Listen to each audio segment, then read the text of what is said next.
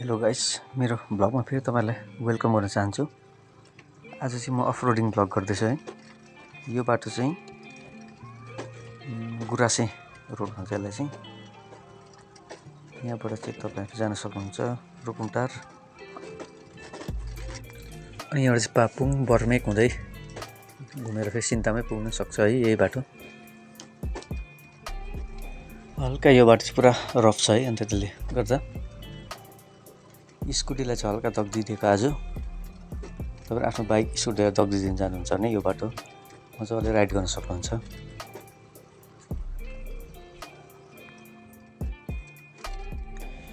यो मेरो भोइस चाहिँ यो एपबाट कभर गरेको हो। मेरो त्यो माइक्रोफोन छैन है, त्यसले गर्दा एपबाटै कभर गर्दैछु।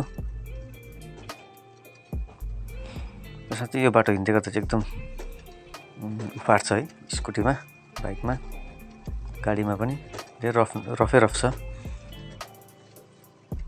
एकदम मजा आउँछ राइड गर्नु चाहिँ। एकदम धुप्पी वरिपरि धुप्पी हल्का जङ्गल अँध्यारो अँध्यारो टाइपको, अन्त सुनसान छ है। एकदमै मजा आइदिन्छ। हल्का डर पनि हुन्छ फेरि फर्स्टचोटि हिँड्नेलाई चाहिँ फेरि हल्का डर हुन्छ है। ल आज फेरि यो बाटोमा एक्लै छु है। साथी र म राबुङलाई जाने प्लान थियो, तर फेरि त्यो क्यान्सल भयो। अन्त चर्च सकेर चाहिँ त्यतिकै अल्छी लागेर चाहिँ आज गुरासेको बाटो हल्का दृश्य देखाउँदै राइड गरौँ भन्ने सोच आइआयो। अन्त चर्चबाट घर आएर चाहिँ गाजा खाएर चाहिँ चल्दिहालेको नि।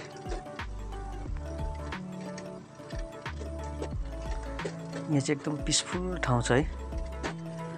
हल्ला खल्लामा तपाईँलाई वाक्कै भयो भने यो बाटो आइकन तपाईँ राइडहरू गर्न सक्नुहुन्छ है। एकदम पिसफुल, त्यस्तो बेसी गाडी पनि कुद्दैन।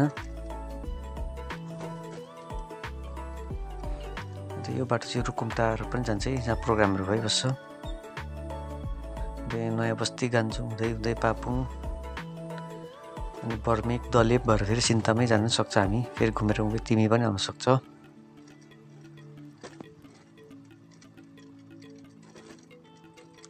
सूर्योदयदेखि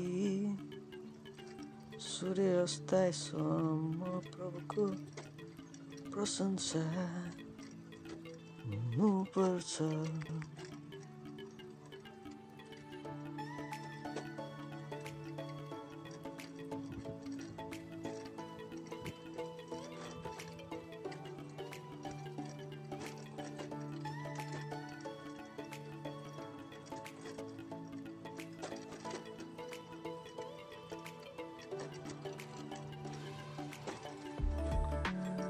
हवस् त है, अब मेरो स्कुटीलाई अब बेसी दग्दी नदिउँ होला। अब म पनि यहीँबाट बिदा लिन्छु। हुन्छ, धन्यवाद।